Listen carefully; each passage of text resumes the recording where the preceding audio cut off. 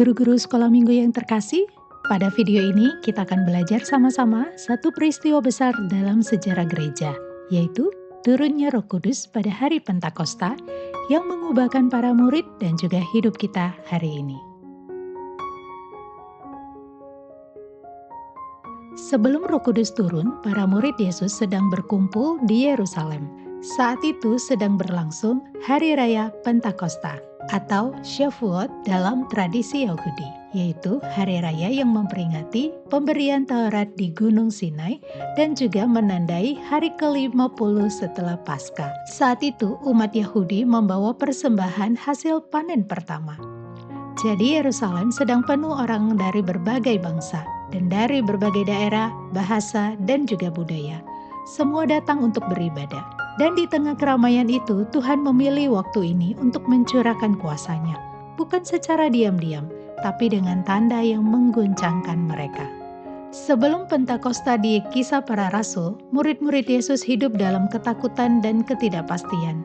Mereka punya ajaran Yesus tapi belum punya kuasa untuk menjadi saksi Yesus. Tapi pada hari itu Roh Kudus turun dengan kuasa, bukan hanya sebagai simbol, tapi nyata. Terdengar bunyi seperti tiupan angin keras, tampak lidah-lidah api, dan murid-murid mulai berkata-kata dalam berbagai bahasa yang bisa dimengerti oleh semua orang asing yang hadir. Ini bukanlah kekacauan, tapi pesan Allah yang menembus batas bahasa dan juga budaya.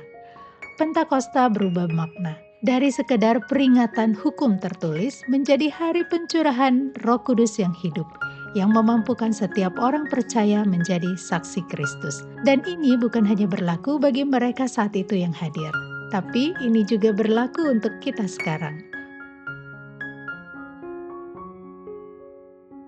Guru-guru sekolah minggu yang terkasih, bagaimana hati kita ketika kita melayani dan juga menjalani hidup ini?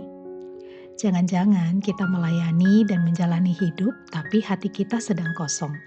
Kita tersenyum, tapi sebenarnya lelah. Kita taat, tapi sebenarnya tidak ada gairah. Pentakosta bukan hanya tentang Roh Kudus yang turun untuk berkhotbah dan juga mengajar, tapi tentang kuasa Allah yang masuk ke dalam hidup kita yang rapuh, yang takut, yang letih, dan menjadikannya itu hidup kembali. Roh Kudus dicurahkan bukan hanya supaya kita kuat mengajar, tapi juga supaya kita kuat untuk mengampuni, berani untuk berubah, setia kepada Tuhan di dalam pergumulan, dan menjadi terang, bahkan ketika tidak ada yang melihat hal baik yang kita lakukan. Pertanyaan bagi kita, apakah kita sungguh-sungguh hidup oleh kuasa Roh Kudus? Atau kita hanya berjalan karena rutinitas? Kiranya Roh Kudus terus memimpin hidup kita. Demikian video pembelajaran kita hari ini. Sampai bertemu di video selanjutnya. Tuhan Yesus memberkati.